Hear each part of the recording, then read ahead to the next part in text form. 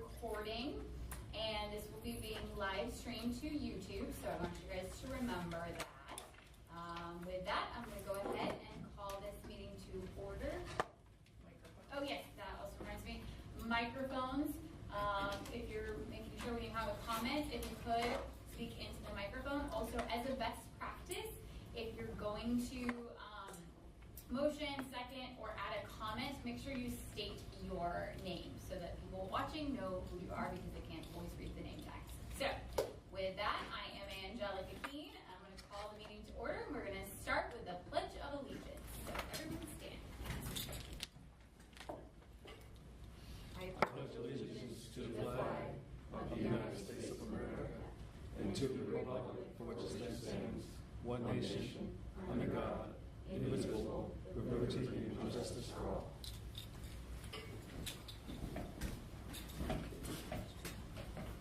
Okay, so another housekeeping item that I want to get in that is not on your agenda, but we want to have a moment, is we have a new member with us, Robert Bartow. If you'd like to say hello. He is with the East Coast Greenway, Florida coordinator. Yes, good evening everyone. Happy to be here. I am a resident of Cocoa Beach, so do have a vested interest in cycling, walking, transit in the area.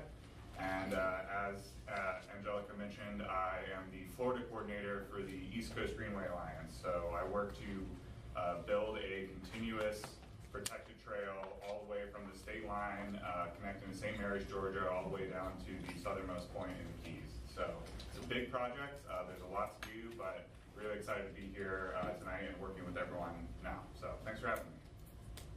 Thank you very much. And I know Devin had somebody who wanted us to be robot.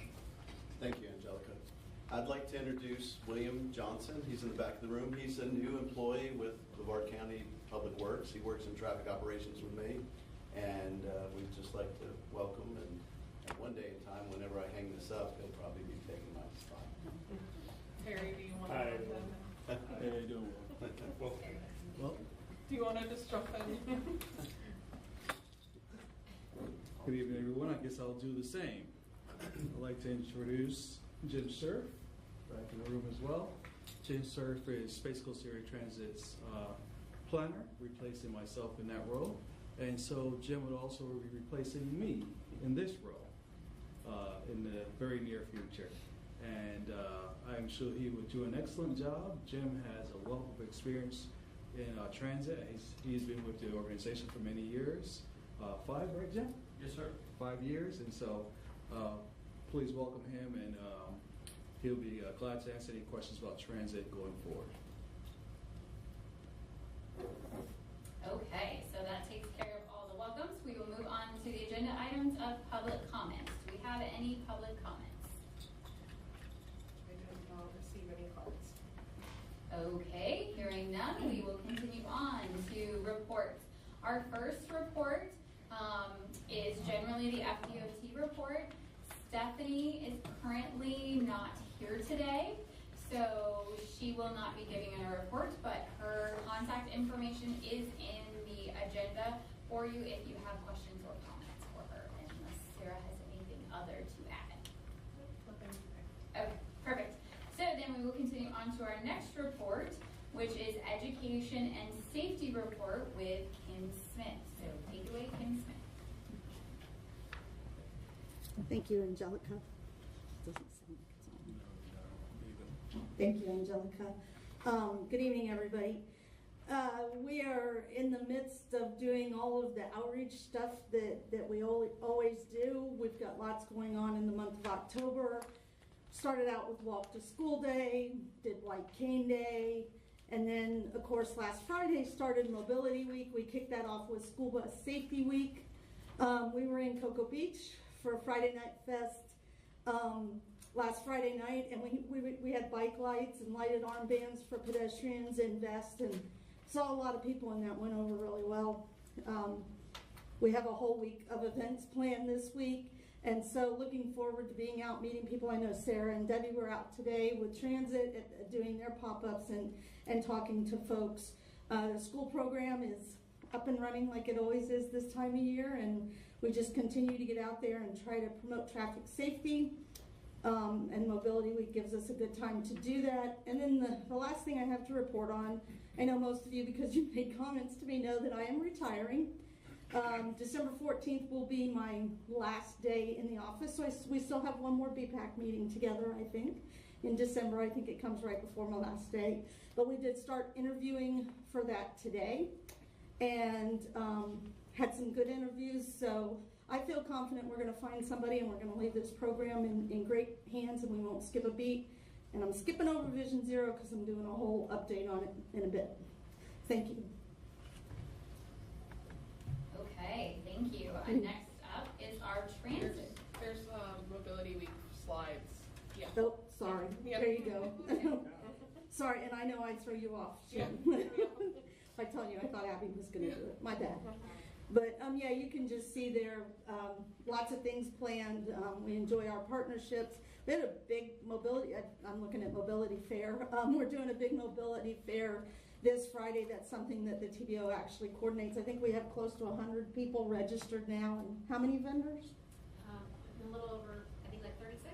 Yeah, so it's going to be a great event. One of the things that I'm really excited about is the car fit that will be going on during Mobility Fair. We filled all of our slots, and that basically matches people with their vehicles and tell them how they need to be in there so they can see out of their mirrors, out their rear views, out their sides, reach the pedals, not be too close to the airbag that if they crash, they're not going, it's not going to have any effect because they're too close to it. So, yeah, looking forward to all of these events, and then some rest afterwards.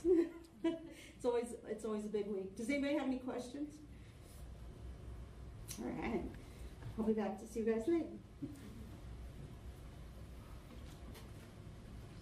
Okay, so continuing on now with the reports is the transit report. Terry Jordan, please take it away. Well, thank you, Angelica. Once again, Terry Jordan. Excuse me. Continuing in the Mobility Week theme, transit is definitely always continuing to partner with the TPO, and so we've got a couple of additional pop-up events coming up this week, particularly tomorrow, Hammock Landing, the Melbourne Square Mall, and the Melbourne Shopping Center, where we go out and try to reach our customers as well as potential new patrons to let them know about Space Coast Area Transit and the services we provide. We also are once again partnering with the TPO and for the senior event taking place this Friday. I'll be there doing, as you guys may see on the Mobility Week, the Transit with Terry talk.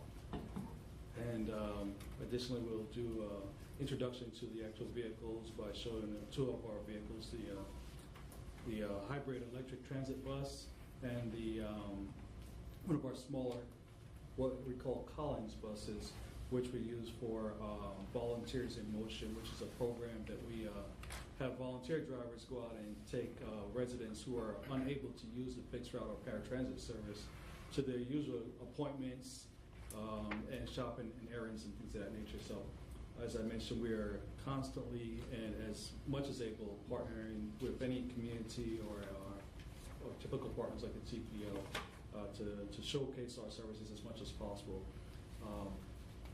Quick report on ridership. Ridership continues to average about 135,000 monthly or so, which is still 25-ish% down from where we were pre-pandemic, but we're going through our marketing plan coming up very shortly to see about how we can regain ridership and potentially see new riders utilize our services. We recently completed, as this group saw, the Transportation Development Plan, which we're reviewing now, and the next step is to review our Comprehensive Operations Analysis, which takes a deep dive of our services and what we can do to improve our services. We're looking at several different things and opportunities to improve the service that we provide to our citizens. And once again, we continue to partner with people like Devin, Sarah, and their group, and many others to make sure the accessibility to the service is also there.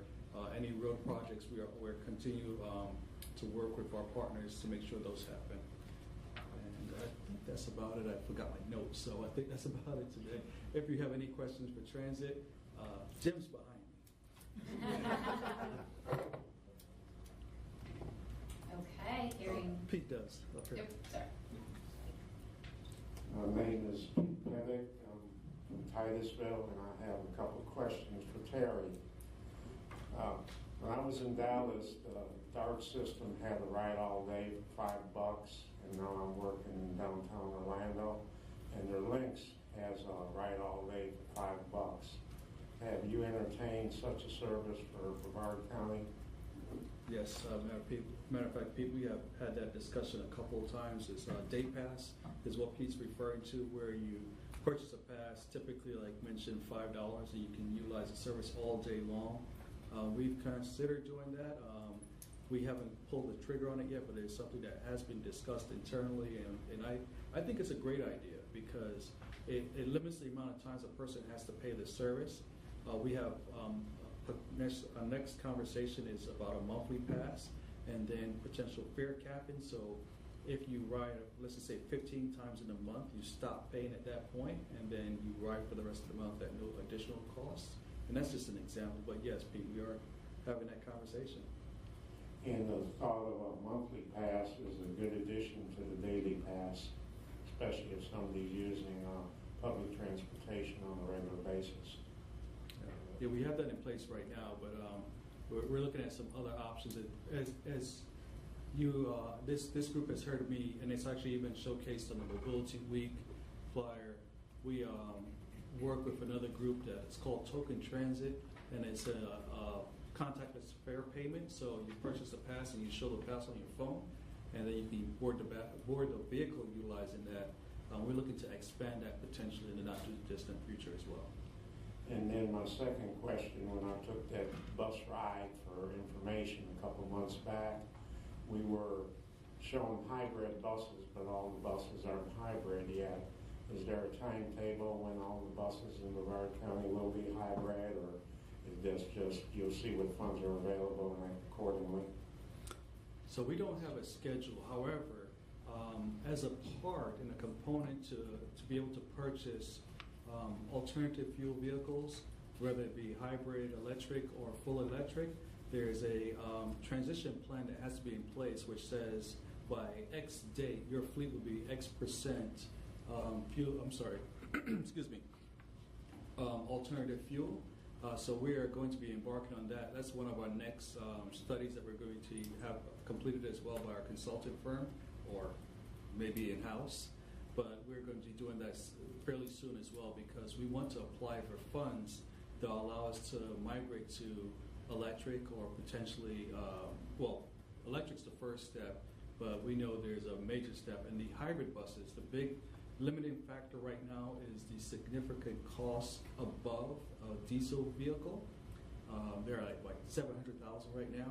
And so we typically have applied for funds to replace our vehicles with diesel. So we're looking at opportunities to supplement our current funding to allow us to purchase additional hybrid vehicles. So I think this group got to ride. Yeah, Thank you. Yeah.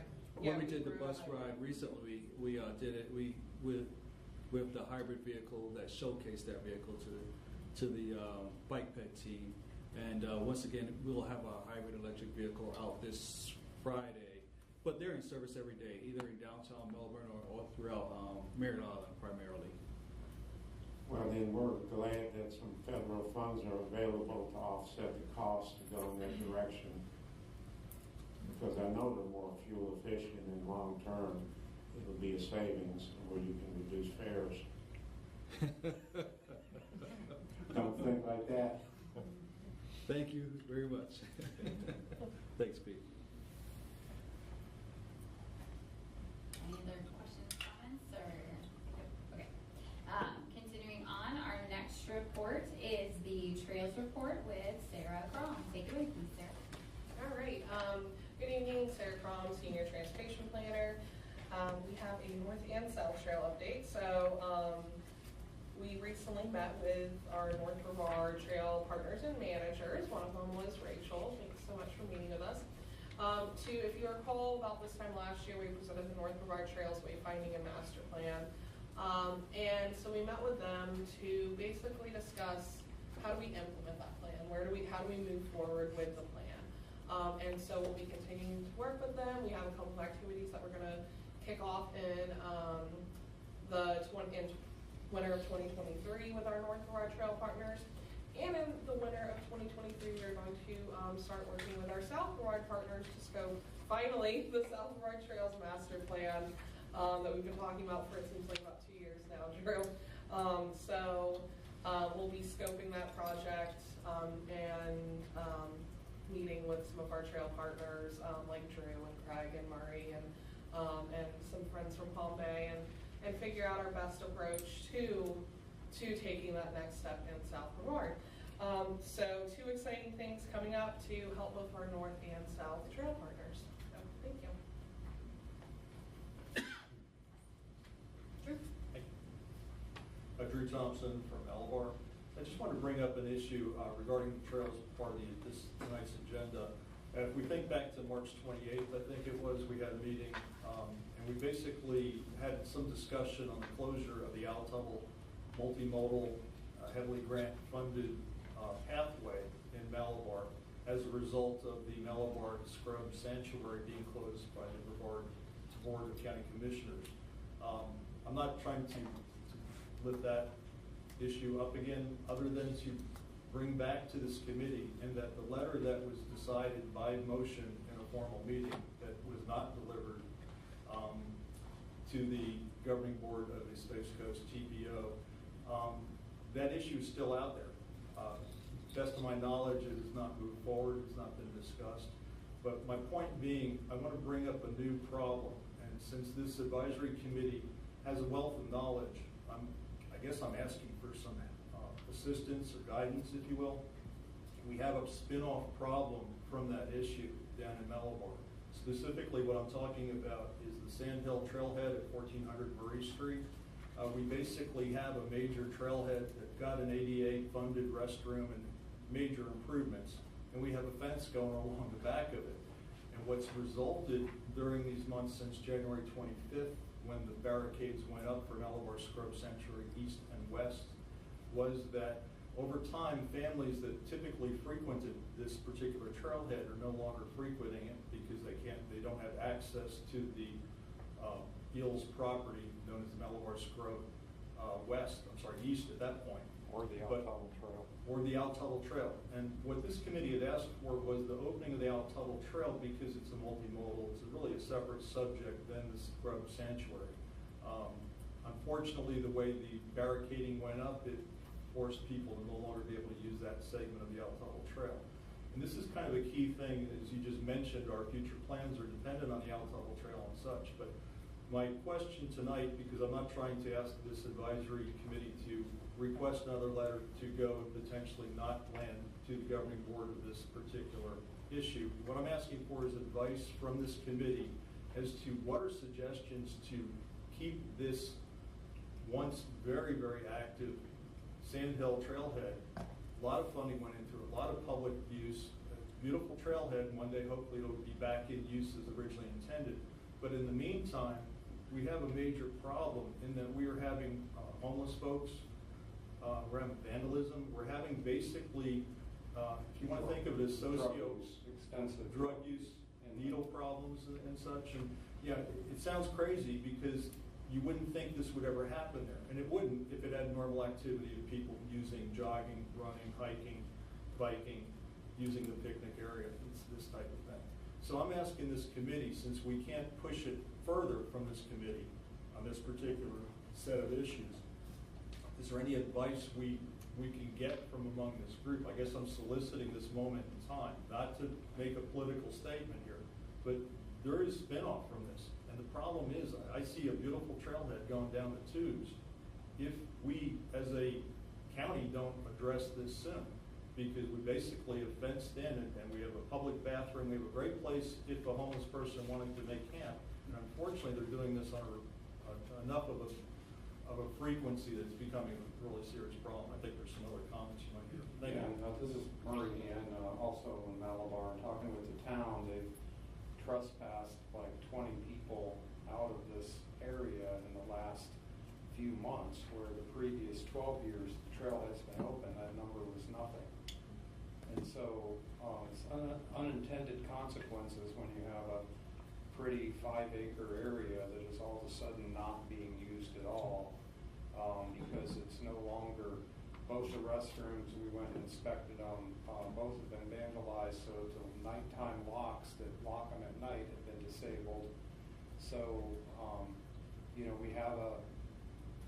we have a sheriff's deputy that Malabar pays for full-time in Malabar. They can go by there and they can check on it, but that's sort of about the extent of what the town can do. And, anyway, it's unfortunate. And, and another year has went by, basically a year of not being able to, I had a friend recently tell me that he's 74 and he doesn't know how many more years of being an outdoor athlete he has left, and he's going to leave. He's looking for a house in Ocala, and it's like, well, I don't blame him. So I'd be interested to, I don't know if Rachel necessarily has an answer right now, but I know that the city of Titusville has experienced, even with the trail being open, specifically at Troy Park and with the Welcome Center. I'm sorry, I was picturing it.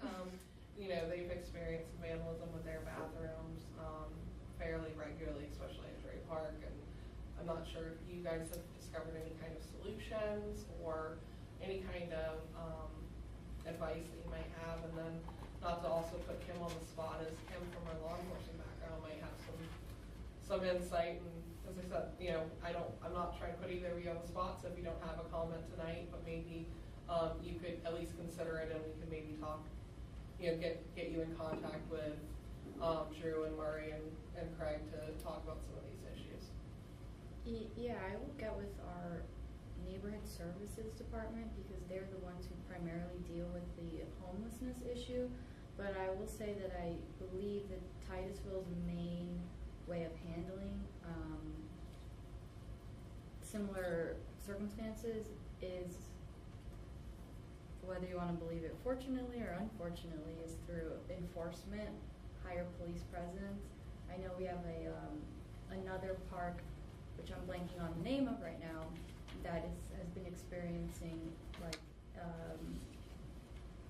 a lot of homeless migration, and I'm not trying to say this is the solution because I don't particularly believe in it, but it's to put up a fence around the park and limit the amount of hours, and to have a dedicated police parking spot so that the police can go and use the park as a way to go do their reports and keep an eye out on things. So it does seem like right now that a lot of the solution is more heavily leaning towards enforcement, but I would be interested in learning more about solutions that go just beyond enforcement as well.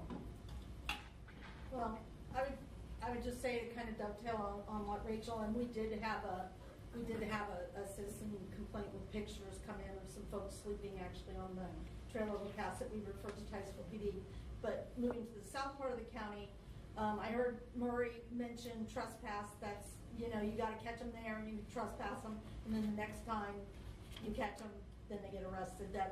It's a hard process, and it's also in the county area, which means it's under sheriff's control. Drug use is going to be the same way. They're going to have to catch them there. I don't know. Is it designated, since they closed it off? Is it just designated? I mean, is it designated construction or anything like that? Because you do elevate if you trespass on a construction area. But I didn't know.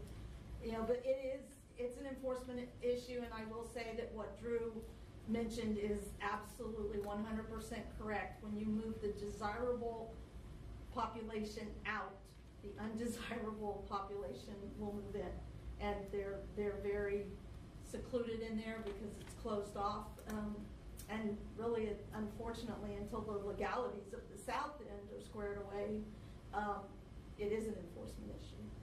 And I mean, I think this is actually, regretfully, it's a good case. It's a bad case study that you're experiencing, but I think it's a good case study for other people in our county about that they've had citizen pushback on trails because they've said it's going to bring crime, and it's going to become this issue that literally you're experiencing the issue because you don't have a trail anymore. And so that's kind of an interesting catch-22. I know Pete had a comment, and then maybe Drew, what we can do is we can do some research and get some, maybe almost like a working group together that could potentially help you. Since I don't want to shut down the conversation, but you know, we do have a full agenda, but I do want to respond to your concerns. So, and also let everyone talk. So I know Pete had a comment as well. Well, kind of questions. I'd like to start off, I'm not offended by homeless people. Somebody sleeping on the bench, I'm not bothered by. I'm in the middle of a district where there's a lot of homeless, and they're not the ones that do damage. It's the teenage crowd that gets a little bit too drunk or too high that does the vandalism. Homeless people, they are afraid they're going to get hassled, so they're kind of more live and let live. Not to get on to my questions. I saw trails funded two ways, either by a local referendum or by the FDOT. This trail that they're talking about all the time, who was the funding entity of that? FDOT, both the trailhead and the trail was funded by FDOT. And OGT. Office of Greenways and Trails. Yeah. I'm sorry, Office of Greenways and Trails via the Department of Environmental Protection. Sorry. So has anybody ever thought of contacting the state representative and telling them what your issues are? You know, the state representatives, if they get on board with you, I saw them stop the 520 bridge going over to St. John's because the state rep was an airboat enthusiast and it wasn't high enough for him. So it was going out for bid and they put a stop to it. It went out for redesign. So if you get a state rep on board with you, all this could go away. Pete, our state rep shares an office with the person who wants our trails closed. Hey, I don't care who he shares office with. The homeless, they share benches with us. And we're working out there, you know, that doesn't get in my head at all. I wouldn't say no until I tried. Then if I tried and I got a no, I know that would be a good avenue. If it's the state rep, maybe a state senator would be the next step. But I'd keep going up that chain because they appear to have a dollar and probably our owner of some of that land too. So, you know, you may be talking to the wrong folks here. I don't know. I'm not involved in that.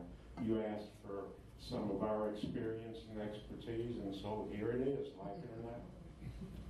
Quick response. Pete, I very much appreciate that. And I think that is good insight. I do know there's some legal aspects of this scenario that may be resolved November 21st at the public trial, or not public trial, but the trial. But we do, and I do want to clarify one thing. I too agree with you that homeless people are in a tough spot, and most folks, from what I've seen, are just trying to survive, and they're at a very difficult point in life. Our concern is that we don't want people that are not homeless, everybody, including the homeless people, should be able to use this site and this trailhead. What we simply don't want is where people feel scared, and we have a drug issue as evidenced by the needles we're finding, things like that. So what we're trying to do, this is a major investment of Brevard County and the state to kind of get this place to be really nice. And again, I appreciate your input on ideas on escalation, and we will be looking to that. I'm also thank you for the comments on what the North has done somewhat. We do have escalation. I think having the officer do reports there, encouraging that's a great idea, and potentially escalating it beyond this legal situation we should see in the next month. So thank you folks very much for your support on that. I don't want to belabor this anymore, Sarah, but I know moving forward, I think maybe a subcommittee of people that, you know, really would like to serve on it and try to get some law enforcement involved, because, you know, you and I, we get enough trail issues come in, even with vehicles on the trail up in the north end, and all types of things that really fall in law enforcement. So if we could get a committee that would have some law enforcement on it and make that connection, I think it would be a great idea. And I've always wanted us to have a law enforcement representative be on the BPAC, and regretfully we've never gotten anyone to kind of bite to make the time commitment. So, but that's something we can, you know, maybe we can bring up at the next CTST is once again kind of trying to get a law enforcement member to come participate in the BPAC. We're meeting this week, I'll bring it up. Thank you. All right, so Drew, we'll get back to you and let me go brainstorm and, you know, maybe at least get you some case studies or some information. Fair enough, thank you. So, all right, I am staff report as well, so I'll just go ahead and jump in. So we have a fairly large staff report, but I'll move through it fairly quickly. First thing that we have is our executive director's report from October 2022. And it really outlines what occurred at our governing board on September 8th. And also, excitingly enough, Florida did receive 2 federal infra grant awards for 2022. So some more federal funds coming to Florida, and hopefully we can start getting them directed here to Brevard County. The next item is you do have our full legislative priorities and positions. Is this year Georgiana and Abby worked to revamp it to try to make it much more visual, much more digestible to our elected officials and other legislators and other representatives. I definitely would encourage you to read through the whole report.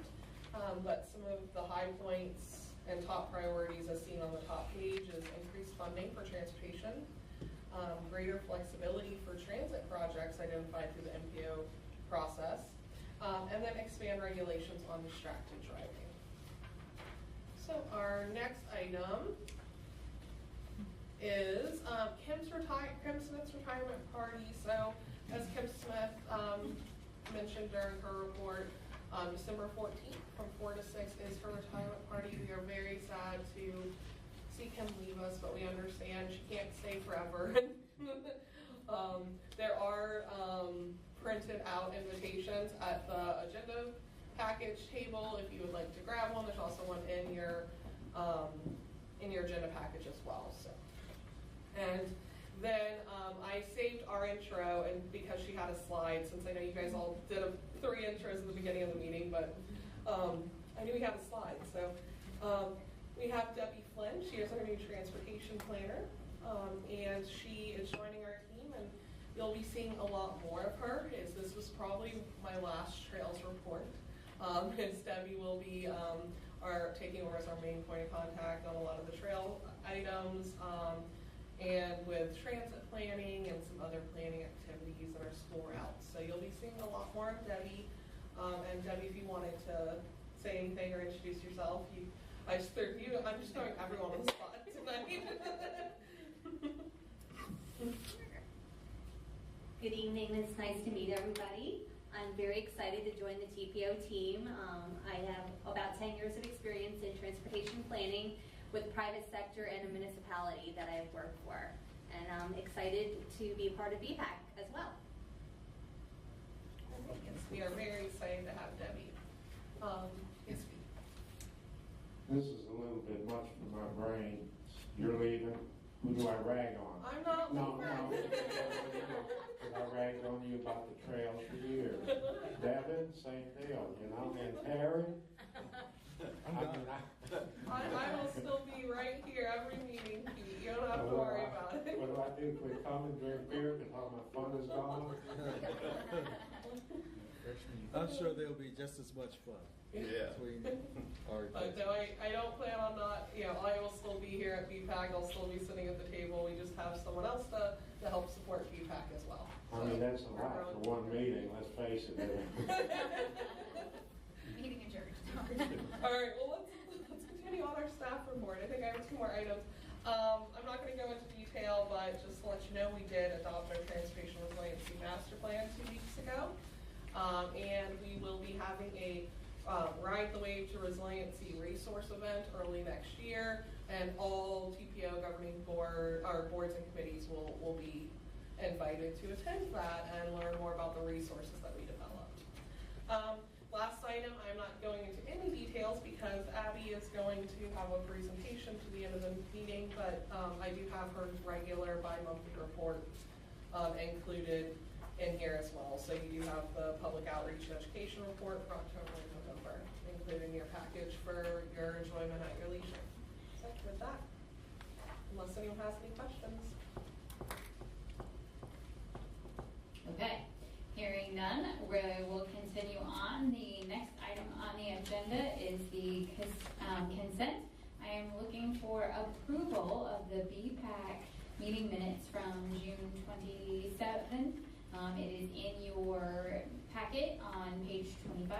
You need to look it over. Would anybody be willing to support that motion? So moved. Okay. Devin. So I have Devin Swanson as a first. Second by Terry Jordan. Thank you. Any discussion? All those in favor? Aye. Thank you. Any opposed? Nope. Okay. So we're going to say that the agenda and meeting minutes have been approved. The next up is we're requesting approval of the work order, the Bicycle, Pedestrian, and Transportation Advisory Committee Strategic Assessment on page 30. I know Sarah had a note or two on that. Yes, so if you recall, we mentioned this back in the June meeting. It was also mentioned back in the March meeting, but we kind of had more of a response is, over the last, probably year or two, I know that internally we had felt that we wanted to take a step back and really kind of consider how to make the BPAC the most effective it could be. And then through conversations with members as well, there's been kind of the same expression from some of our members as well. And so we mentioned in June that we would be contacting one of our consultants to develop a scope of services to kind of get the outside perspective. So this is us having someone come in, help us, strategically analyze the BPAC, consider what the mission and vision, and kind of come up with a strategic plan for moving the BPAC into being the most effective committee it can be for our governing board, and making sure that we are fulfilling a need and purpose properly to our governing board. So HDR is one of our general project consultants, planning consultants, excuse me. So we felt they were the best fit out of our two planning consultants for this specific project, with the fact that one of the team members used to work with Metro Plan and had experience with their PPAC as well. So, and a lot of lessons learned from their experience. So, with that, any edits or comments that you guys have, we still have time to incorporate before it goes to our governing board in December. So really that's what the conversation is today, and then motioning for us to take it with the comments and edits to our governing board. Okay, I saw Pete first. Well, I'm Sarah at the TPO. I bitch and rag a lot about the urban condition of the sidewalks and the bicycle paths.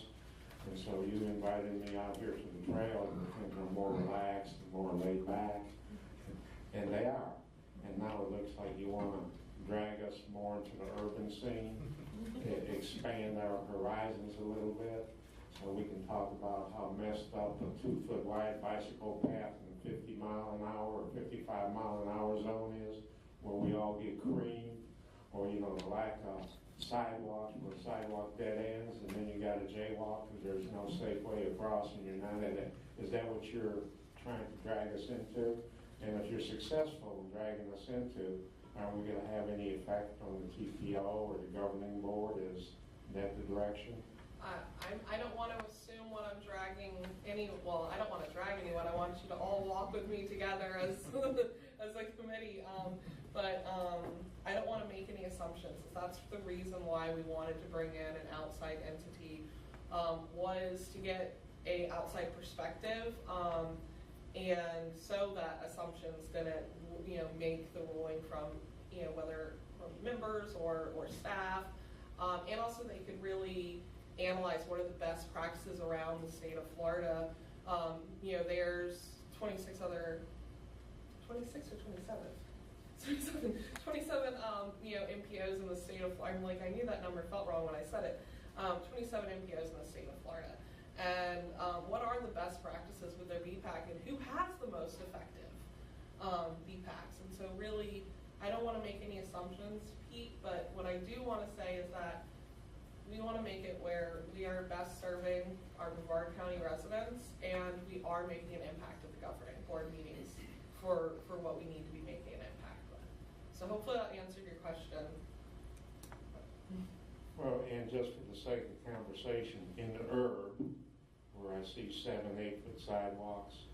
They're used, maybe not in the same long distance as the trails are, but they're used pretty effectively in bicycling and recreation and walking dogs. And, you know, and when I seen the title, Space Coast Bicycle and Pedestrian, it seems like the focus being so much on trails has been a little bit narrow. So you expanding really doesn't break my heart at all. It's giving me another avenue to ditch. Thanks for the comments, Pete. Levi's, Drew, did you have comments? I read further and it answered my question. Okay. I withdraw. Thank you. Perfect.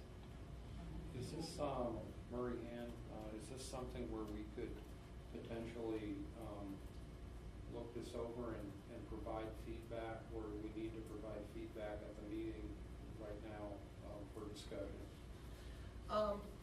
You know, we can definitely continue to take comments. We'd really like to get a motion on, you know, tonight, because we'd like to be able to take it to our governing board in December in order to stay on kind of a schedule of, let's start the new year with working on this project together. You know, kind of new year, new strategic process. So that was kind of our timeline, and in regards to also effectively spending the money budgeted for this project within the budgetary year. So there's a couple of admin items on why we'd really like a motion tonight, but that doesn't mean that if you do have comments, you know, later you can email and we could process them.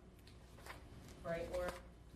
I would think they could email them and they could include them for consideration by the board. Okay.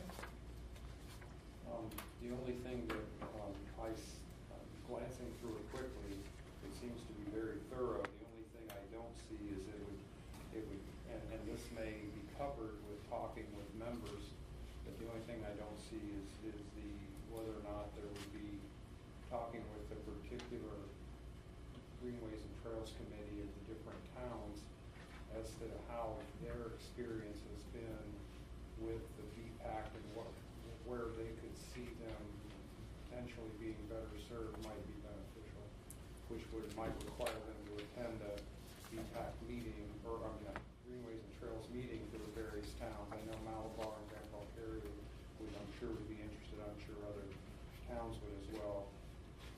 We do have a workshop scheduled, and of course will be a public workshop, so we could easily invite those members to attend the workshop that's already written up in the scope of services. I do feel like our membership does kind of strategically have each of those either trail towns or trail greenways represented, but we can definitely talk to you know, with internally and with the consultants about potentially expanding the outreach efforts. Okay. I think I saw Alan's and then Drew. Yeah, that was my only comment was that sometimes as these things evolve and we're looking at other interest groups, maybe a few more meetings might be a little more flexible in the schedule. So I know that may cost additional dollars as part of it. I see there's a lump sum fee here, but maybe taking a look at a few extra meetings potentially to address those types of input from the other group we serve. So that's what we have. Definitely have to have a conversation about budget. Yeah, right. Sure. But yeah, no, I think this is great feedback. This is why we wanted to have this meeting with you before sending it to, you know, the governing board for approval. So. Okay, Drew and then Pete. One quick question. I guess that I'm seeing a little bit of sticker shock with the cost of this without seeing more deliverable specifics as far as time and effort and what is exactly expected to be the bottom line delivery. It almost appears that, you know, they're projecting to study, listen, absorb, and come back with a document and a presentation kind of thing. It's a lot of money, obviously. I don't know what the competition, I'm not familiar with this particular realm as to what costs typically are. But I guess from the specific deliverables, I know from dealing with healthcare contracts at hospitals and things I've done in the past, it seems kind of sketchy, shall we say. You know, and I'm concerned from the investment that we would get what we're asking for, or potentially within this current fund, there might be some room for flexibility for them to attend and go out and see. In essence, you're asking this outside entity of professional folks to absorb the world outside of Brevard, as well as see what's going on in Brevard, bring the two thoughts together, present a better way of doing what we're trying to do. And I applaud the whole concept. But what specifically we get for 28 grand is my concern. So I apologize, I did not include the specific fee breakdown in the agenda package, and that was my error. I should have thought more thoroughly about that. The $28,000, the bulk of it is honestly outreach and meetings. Meetings are incredibly, scheduling a consultant for meetings are incredibly expensive.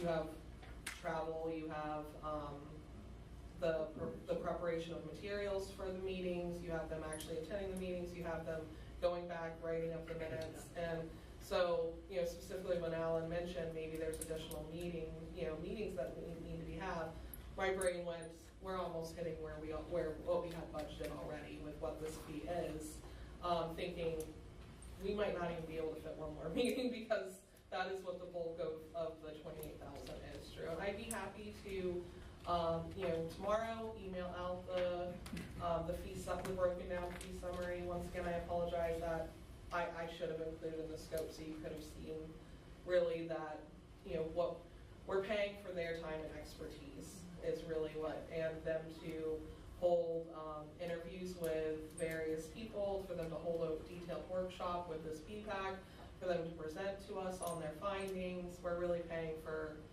their time and expertise. So, but I can understand the sticker shock, but we weren't that shocked. Yeah, my only comment, this is Angelica, my only comment is, as somebody that facilitates or has worked with facilitators, that's really, it's not a huge amount for what we have right now. Like, it's fairly on the lower end, I would say, nicely. You compared another vendor, and the two were compatible. Well, we go through a general planning consultant process of selection process. Pete's actually participated on the process in past years. And so through that process, consultants are compared, and there was nothing that Laura could be more detailed about the selection process, but we never had, during the selection process, we never had anything that flagged us as this person is charging an exorbitant amount. His cost is in that selection process, cost is considered. Okay. Yeah. It's required. DOT and Federal Highway won't let us use consultants without reviewing and making sure that costs are reasonable. They're embedded on another one. Yes. Got it. Okay, thank you. But I think that that's really, really good point, and once again, I'm happy to send you out the summary. Push it out, send a link. Yeah. That'd be great. Okay, Pete? I'm going to start very respectfully how dollar amounts are viewed different by different people. I saw the 28,000 and I figured you're not getting squat for that money, that kind of money. I mean, there's nothing there. And when I read the scope of services, something I would like to see more of is us being more involved with the consultant, because us was very meager. It seemed like the uppity people that very rarely tell me good morning at the meetings, and they get all the time. And us lowlifes, that sit around here and give up our time for free. We don't even get the time of day. I saw one little meeting in a 2-month time frame, and I know 28 grand don't get you much, but if they spend a little bit more time with us, I think they'd be our concerns. I mean, a lot of us are out there on our bicycles and walking, and we can kind of kick it around with them, and where do we think we can be more helpful, and talk to us lowlifes that are active. We don't get the fancy electric vehicles or electric bicycles to cruise around. I mean, we're hoofing it. Our running shoes got holes in it. Our bicycles, their tires are wore out. But we're the people that make it happen. If they spend a little bit more time with us, I think we'll all be better served. Yeah, point taken, huh? Yep, point taken. This is why we wanted to have the conversation. Several of you have made it very clear that we need to continue to go back, talk to HDR, and see how we can incorporate the VPAC and our partners more. Okay, Murray? I appreciate all the discussion. I'll volunteer to be your first interview as a consultant, and I'll make a motion to approve the scope that we see here. Devin, did you have a comment? No, before we- I was just pointing out that Murray wanted. Wanted to make sure. I'll second. All right, so I have Murray Hahn made a motion to support the scope with the notes that we've added in, and Alan Woolwich, I second. Thank you. Okay, any other discussion? All those in favor say aye. Okay. Any opposed say nay.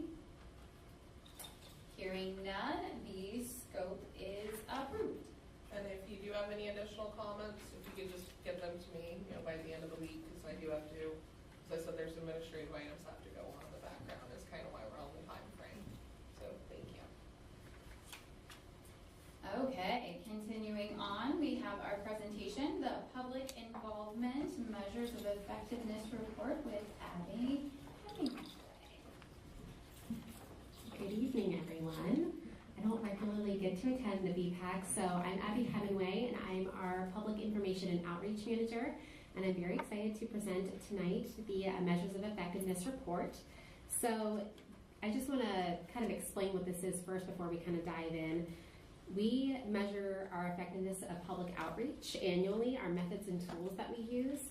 And it really should be noted that this is not a required document or core work product that we have to produce. That is our public participation plan, which we'll post later tonight, our 2022 update.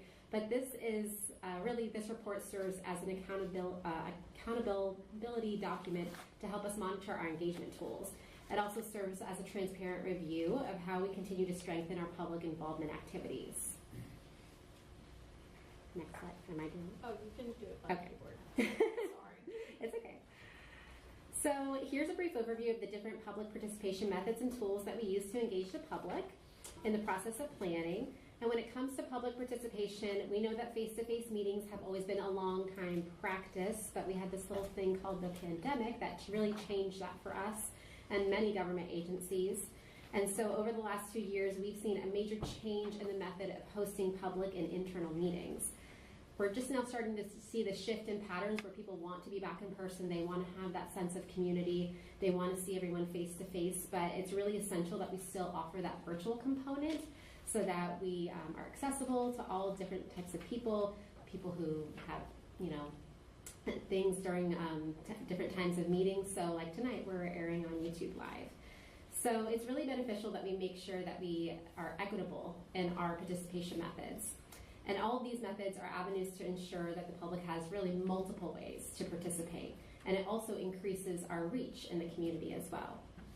So here are just a few different types of the tools that we use. And we're going to dive into these just a little bit. The full report is in your agenda package. I'm not going to go through the whole thing, but I'm just going to kind of give you an overview. So I kind of be remiss if I didn't talk about engaging our underserved populations when we're talking about methods and tools. It's really important to recognize how we reach and engage our underrepresented populations and communities of concern. The TPO recognizes and we acknowledge that not all public citizens have equal access to public information. We have things like a digital divide, we have communities of concern, and so in order to provide equitable participation, appropriate messages and delivery techniques are developed for project-specific studies and plans with vital stakeholders as we need them to ensure that meaningful communication and dialogue is established for all of our projects and plans. And so this list kind of outlines some of those partners that we work with and our stakeholders and agencies, but we also ensure that our traffic safety outreach efforts represent our larger communities by planning events across the county, and we really try to identify communities in need. We've been leaning more into that, trying to see where the greatest needs are in our community, and we try our best to make sure that we're reaching everyone. It's hard, we're a small team, but we try our best. So this is an overview of our methods goal summary, and it's just a brief recap really of our public participation methods, not our tools, but our methods. So I want to first add that this summary and report is not really a quantitative tool. While we do have an overarching target, we are not comparing year to year. Our numbers really fluctuate based on what our plans and programs and studies are during that year. So here's an example. You might notice a small dip in this year's cumulative workshop open house webinar attendance because last year during the multiple variants of COVID-19, we held a lot more webinars, more virtual meetings. So it's gonna look a little different from year to year. And while we still met our target, we continue to search for ways to really engage the public in meaningful participation. So here are some unique methods in the last year that I wanted to kind of do some special call outs that I believe really contribute to our success in public outreach. Number one, we go where the people are, meaning we don't assume that people are always going to come to us or even know who we are. It's our responsibility to engage them and to go to their table and to talk to their community. So we really try to make sure that we are very visible in the community. We're a small staff, but we're mighty. We coordinate with trusted community partners. I can't underscore this enough. We need a village. We're only one organization, so working with our municipalities, our law enforcement agencies, our nonprofits, it's really, it's a village that takes safety to happen and outreach. And we also reach out to community influencers. This might be not the elected officials who make the decisions, but the chambers, the Rotaries, the special clubs that have influence in our community and are really getting the word out there. And then we also realize it's our job to make sure that our citizens know about opportunities where they can get involved.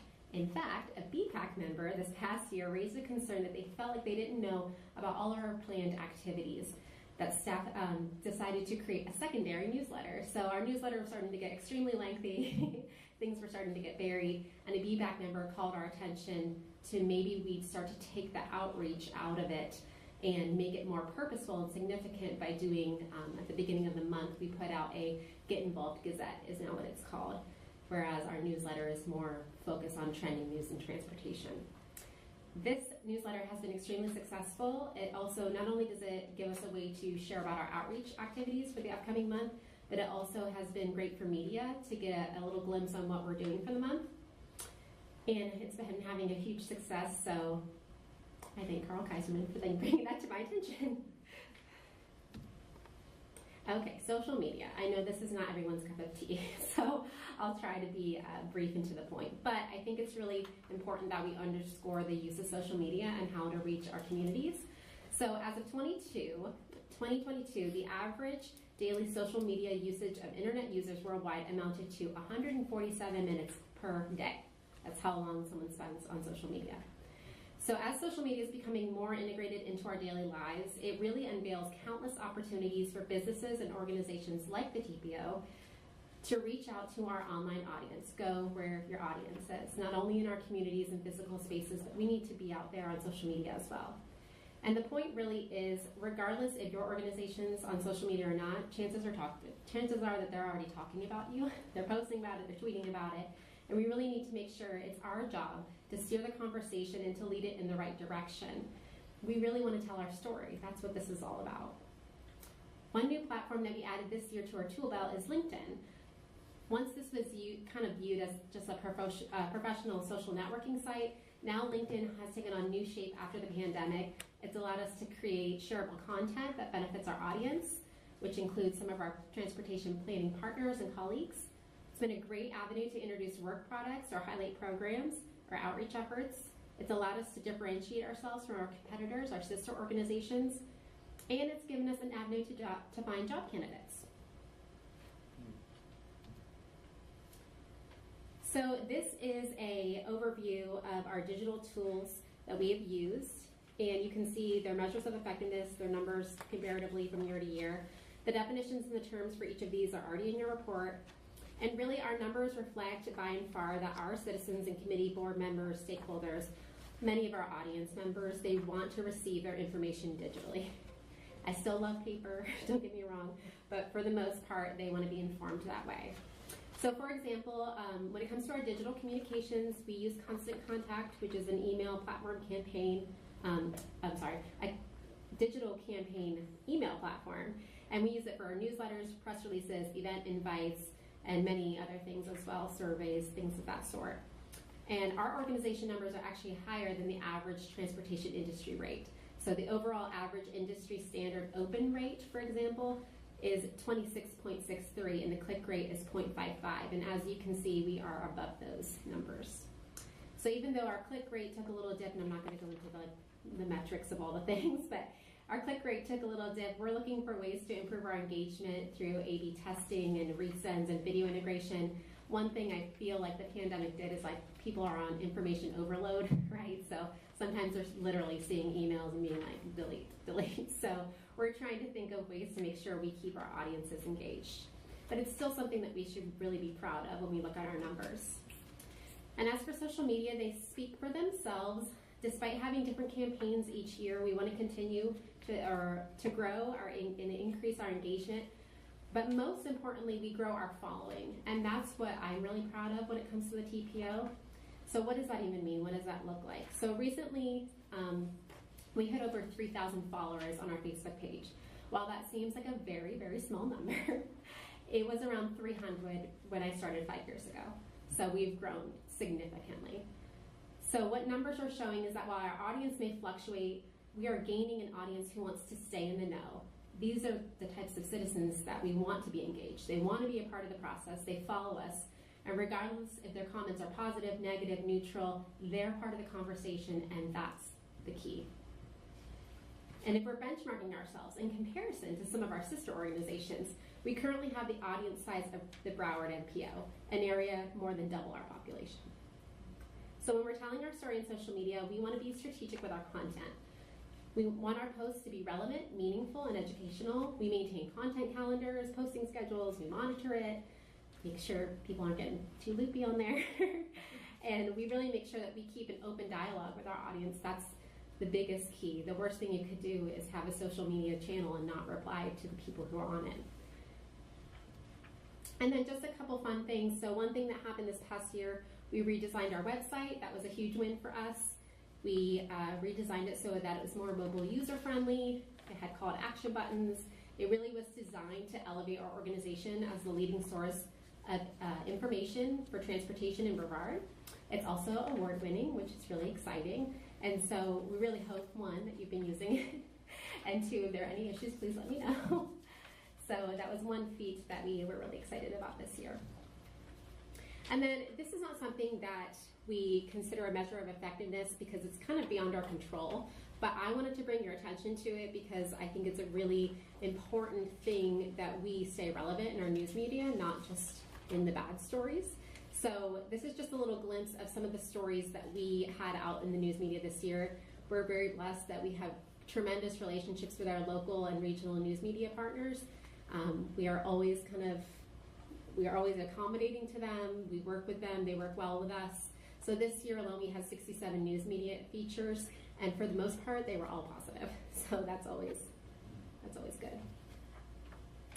Okay, so then the public participation plan. This is a certified document that we are required to produce every 3 years. The last time it was updated was 2019, and I am literally about to post it tonight, and it is open for a 45-day public comment period up until adoption on December 8th at the TPO Governing Board meeting. We'll be putting out a press release tomorrow, also in our newsletters, on our social media pages, and this plan is really all about getting the public informed about how they can be a part of our process. So we have core work products like our LRTP and our Transportation Improvement Program and our list of project priorities. Each one of those has a public engagement process. And so we want to make sure that the public is aware that they have the opportunity to comment, to be a part of it. And this is really helps guide us in the planning process, what tools are working, what aren't. And so we look forward to receiving some comments, hopefully, and that'll be out for 45 days. With that, I'll take any questions.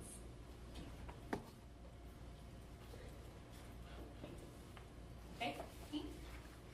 Well, first, Abby, I remember when you hired on and what the website and what the media page looked like at that point in time, and boy, have you come a long way with it. With that said, I'm looking at the news media partnership, and I absolutely love that signage at the RFB at the road crossing that says "Wait for traffic to stop," big bold letters. You call it a news media partnership. So who was the partner to get those signs up? How many are up? How many of the signs are up? Yeah, they instruct RFB pedestrians how to cross. So FDOT was the partner that put those up. Okay. They were added to the 16 RRFBs that are along A1A, and not only is there that signage, but there's also an audible that tells them the same thing. So if you got a neon junkie with his head down or her head down, looking at whatever they're looking at, it's stop. Well, there's actually an audible that says stop, wait for cars to stop before crossing. Yeah, At I each one get of that. those RRFBs. You know, because so many pedestrians don't look when they're walking anymore. Their heads are down on that neon screen, and who the hell knows what they're looking at. I doubt if it's Abby's website. And that was part of the improvement when they put the inlet lighting. That's what I wanted to add also what Kim just mentioned, Pete. If you look at that picture there, you can see the in-road lighting as well. See those round circles?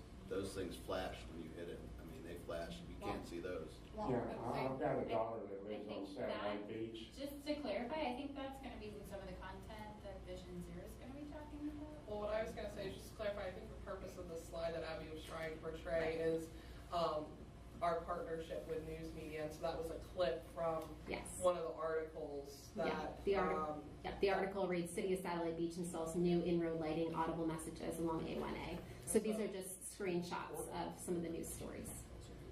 Or that particular one caught my attention because, you know, I know where the hazards are. And that just, if somebody hits a button and they expect they can cross. And they shouldn't have that expectation, but they never were trained right to start with on how to cross the street. So how does the TPO or whoever's constructing an RFB train people that were never trained how to cross the street that are crossing the street? They hit a button, and the minute they hit that button, by magic, traffic is supposed to stop. And it doesn't work that way. So when I saw that big sign, I was pleased. Rachel? I just want to say congratulations to the TPO for your social media engagement. Social media is very, very, very hard, and your numbers are very impressive. Thank you. Okay, hearing no other comments, thank you, Abby, for the presentation. We're going to continue on to Vision Zero Annual Report with Kim Smith.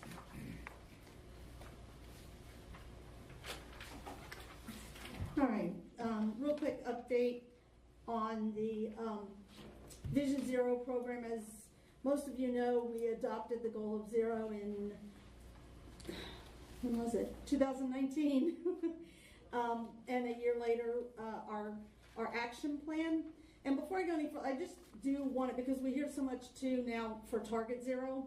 And I want to let you know that Target Zero, Vision Zero, Road to Zero, all of those, they're all the same thing. They are that goal of zero. Target Zero happens to be FDOT. That's their program. That's what they call it. But all of it just means that we realize that the only acceptable number of fatalities and serious injuries on our roadways is zero. So just a quick look at the data, not to get into who, what, when, and where, just the simple serious injury and fatality numbers, which is what Vision Zero concentrates on. This is your year to date, January to August 2021 and 2022.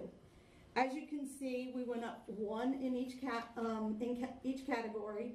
The kind of sad thing about that, even though there wasn't much change, is 2021 and 2022 have been some of the highest years from a national level for traffic injuries, serious injuries and fatalities. So to even go up at all, there is some encouragement just looking at the numbers and reading on the national level. There is some encouraging statistics coming out that maybe we've turned the corner a little bit in the second half of 2022. We'll have to see how that works out. Here in Brevard County, I know just last week, from Sunday to Sunday, City of Melbourne had 5 fatalities. So that's never good. Again, we know the problem with vulnerable road users. They are, if you take motorcycles, pedestrians, and bicycles, they are almost 60% of all of our fatalities, and that's extremely high.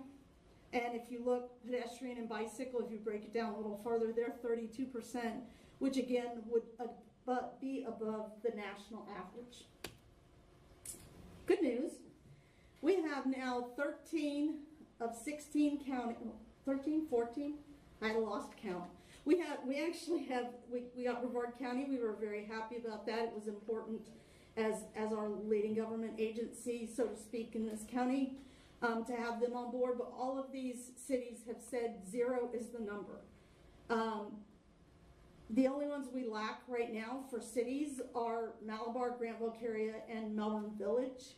Everybody else has adopted. I will be reaching out to those those entities. And I never jinx myself.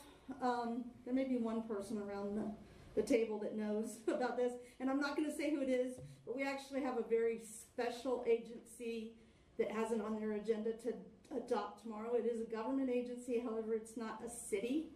And to our knowledge, if they adopt, they'll be the first one of their type in the state to adopt. So we'll let you know in December if it happens. All indications are it will. So anyhow, so when we did our action plan, we did 4 different target areas. On those 4 different target areas, there were 37 action items. We have shown progress or completed 32 of those. So pretty impressed with that number. 86.4% of those action items we have had some work on. Some of them are just kind of ongoing. So in the leadership category, these are some of the highlights. We did form our Vision Zero steering committee. All of those cities or county agencies that have adopted have somebody that sits on that. They first met in May of last year, and they meet every 3 months. The next one will take place. It will pretty much be my last official act as a TPO employee because it's the day before I leave. So I'm going to be banging this Vision Zero drum until the day I leave, and maybe then after too. Also, conducting workshops to help folks along. This is what we need to be doing. Back in February, we did a safe system workshop that was very well attended. Again, partners, we talk about partners. We actually had a group of folks from Health First, trauma surgeon, and some folks in the trauma said, hey, we want to get involved with this. And they came and they got trained on helmet fit, and they're actually going out to events. We've got them set up where they can order their own helmets, and they're going out and they're putting helmets on kids. So happy to see that. Very passionate doctor in the trauma center there. Engineering enforcement, this is the one area that takes longer, so we do have some highlights, but this is also the area where it's going to take longer to get to where we're going. Target speeds obviously is a big contributor to the seriousness of injuries. We have had a very in-depth target speed presentation to the Vision Zero leadership team, and some of our cities are working on speed feedback signs and programs like that. We do need to do some more work in speed management, but we have done some. Encourage enforcement efforts on high injury networks. Every year we try to get our law enforcement that are eligible for high visibility enforcement money to participate. We can't make them. We have some disappointments in that area, but we will continue to try to encourage them to take advantage of that money that comes to them pretty easily. Education, you guys know what we do in the education realm. We do, Abby, who I think is already taken off to go do PPP, she typically will do 4 Vision Zero specific campaigns a year. The one that we did for back to school this year reached over 50,000 people. And we just sent out, the end of last week, our Vision Zero partner agreement. This is a document where you're not adopting a full resolution, but we're sending it out to employers, groups, anybody that wants to say, hey, we agree with what you're doing, because you think of your bigger employers, Harris, well, I guess what is L3 now, right? Or is it L3 Harris? Rockwell, Kennedy Space Center, they have a lot of people. They all probably have a safety in the workplace policy, and why should that not include getting people to and from work safely? So why could they not include traffic safety? And we just sent this out Thursday or Friday of last week, and we actually got our first signed one back today with the housing for homeless folks that are based out of Cocoa. So very happy about that. I can give anybody a copy of that if they know an employee that might want to join us on this journey. We have in the area of data, as of 2020 in the State of the System report, the high injury network information is going in there, and that will mean it's also going to be updated on a fairly regular basis. Every year? Every year. Yes. To participate in the Florida Traffic Records Coordinating Committee, we do get the notes on the meetings, so we have joined. The problem is these meetings, they only run for about an hour and a half, and they happen in Tallahassee. So it's kind of a tough commute to be there in person, but we are getting the notes and the records that are coming out of that. So what are we going to do next? We're going to continue to encourage those last remaining municipalities to join the Vision Zero movement. We're going to continue to work on those action items. We're going to keep working in that area of engineering enforcement. I know we see a big swing in what FDOT is proposing, so good things are coming. And we're going to continue to look. This was a big one when we were putting this action plan together. We're going to continue to look for funding sources and to help these agencies get money to put in safety improvements. All right, that's it. Any questions? Yes, sir. Yes, thanks for all your work, and this is certainly an admirable goal to try and reach. I had a couple questions that came up during your presentation. On the data side of things specifically, is there any kind of map available that actually shows the location of these specific crashes?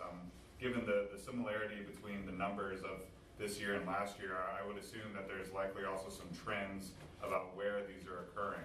Well, we have our high injury network maps that were created during the process of doing the action plan. They're available on our website, and you can go to Signal 4. I don't know if you can get it at the county level. Yeah, I think you can. At Signal 4 Analytics, and you could actually, and there are heat maps and spot maps and things that you can look at. Public? Yes.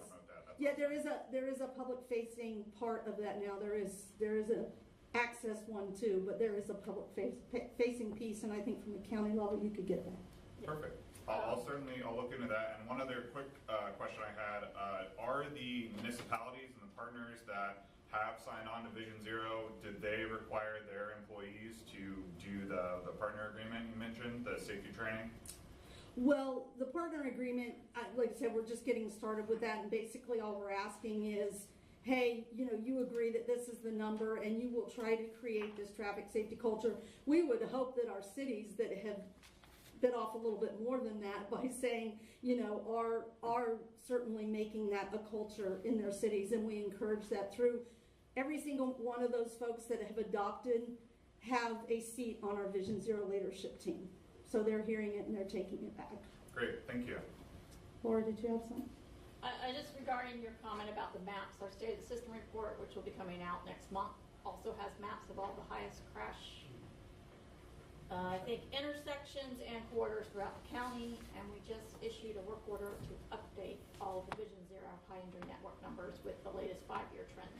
So and it can get about 6 months. It can get confusing too, because Vision Zero, of course, looks at serious injuries and fatalities, and State of the System looks at all crashes. So you have to, if you have any questions about what you're looking at and any of that stuff, reach out to one of us and we'll. So the stack order is going to be Alan, Murray, and then Terry. So, Alan. Yeah, I just wanted to share on the engineering part. I said on Vision Zero, and one of the challenges I'd like to raise and want to work on in the next year is working on with the municipalities who would like to update their codes and standards for making things safer, whether it's on their site plans, whether it's in their street standards, their PUD standards. It's all kind of one of the long-term things that I think really needs some additional work, and maybe trying to find funding and other incentives to help those communities do those very things. Good point. We can definitely bring that up during the leadership team meeting. Yeah, and I'll send you a little note too on that. I have some ideas on how to frame that, and it's a long-term thing, but I think it's very critical because every day, weekly, monthly, and annually, local governments are making decisions on their infrastructure and the redevelopment of their infrastructure and new infrastructure that are, quite frankly, set to older standards, and they're usually automobile-driven, and they need to be more auto, bike, ped, and transit related. So just a thought, and hopefully we'll be working on that in last year, so. Great. Thanks. Okay, Murray? I just wanted to mention to Robert that not only are there maps, I'm sure there's maps of the incidents, but in past years, the TPO has funded studies of the top 5 most dangerous areas, and that consultant, at least in the study I'm thinking of, did a wonderful job, came up with recommendations on how to fix the 5 problems, or the 5 problem areas. And one of the things that I see is, at least in that case, that has been a problem, is there's no way to connect A and B. There's studies and there's recommendations, and then, to my knowledge, nothing was done with the 5 areas, or none of the recommendations were implemented, or at least the one in my area was not implemented. And and so that's, I mean, I guess the TPO took it as far as they could, but in some extent, like if you study the problem and come up with a recommendation and nobody does anything about it, all you've done is waste the money to study the problem. And so that's one. In Malabar, I'm sure Malabar would be happy to adapt this, and we would, our Greenways and Trails group within Malabar could talk about it and make a recommendation.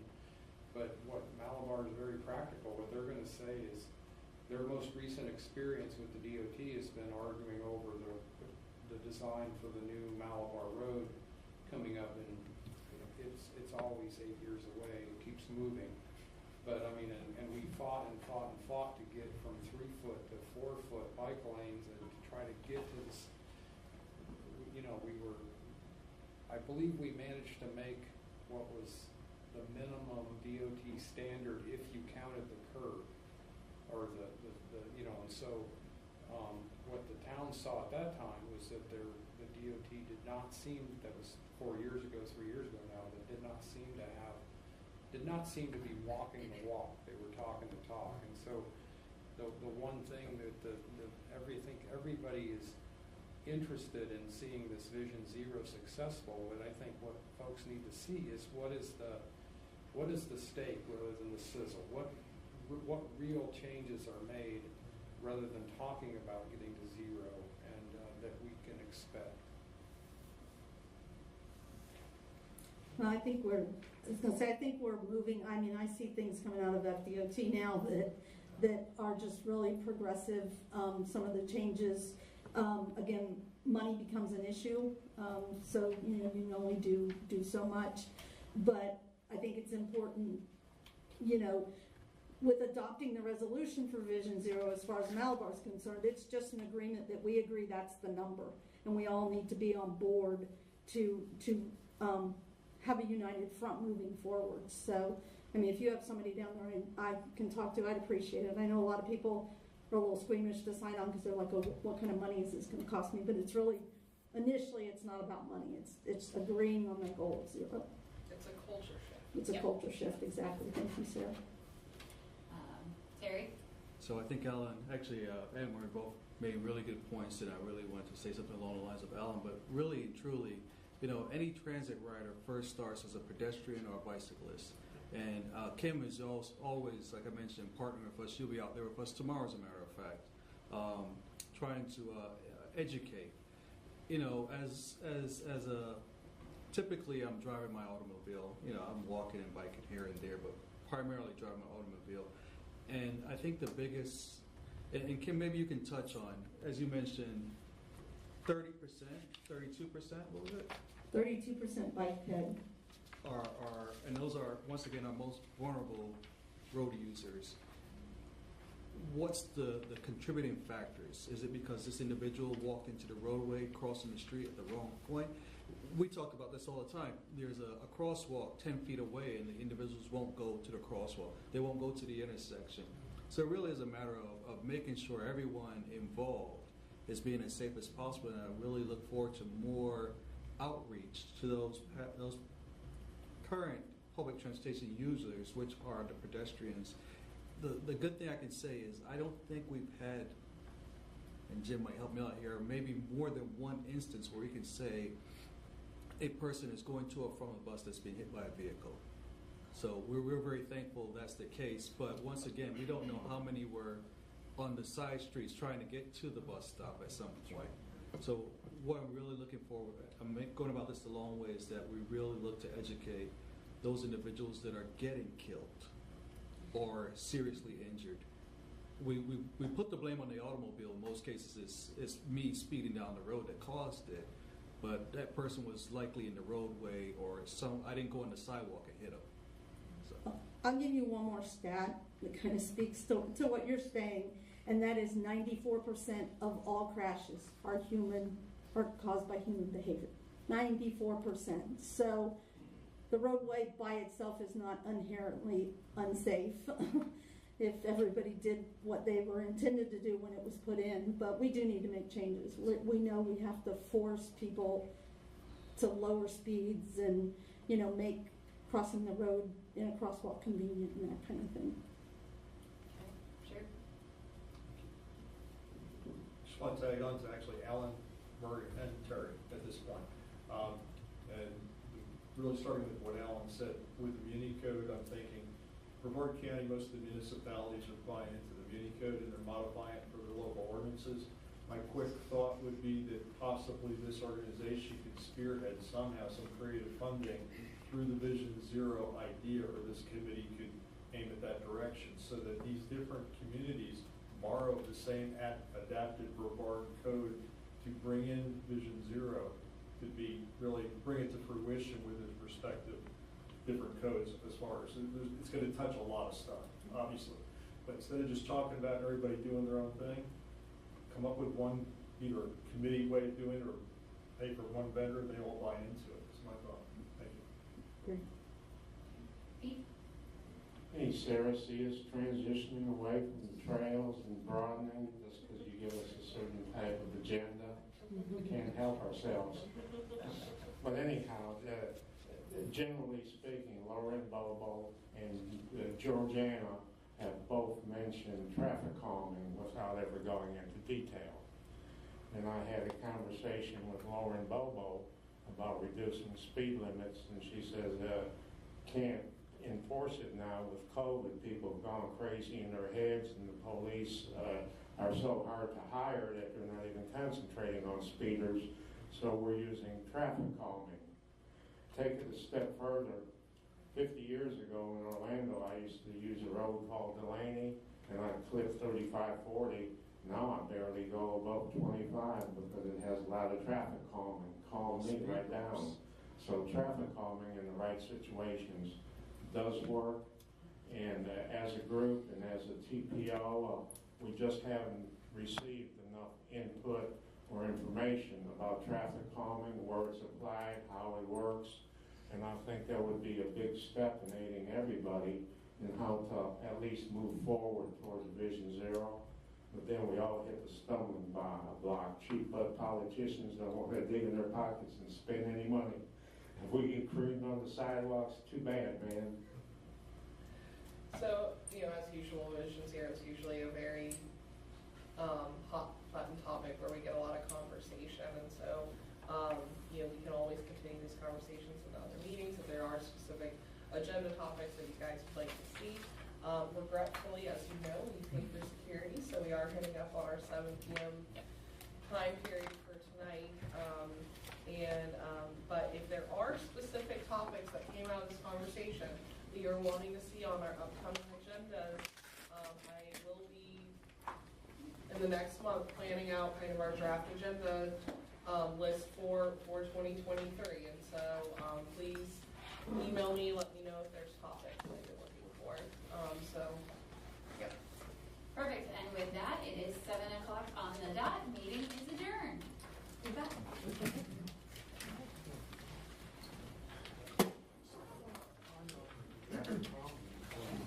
Enforcement, homelessness. It would be nice, but. Well, not being, you know, it's homeless.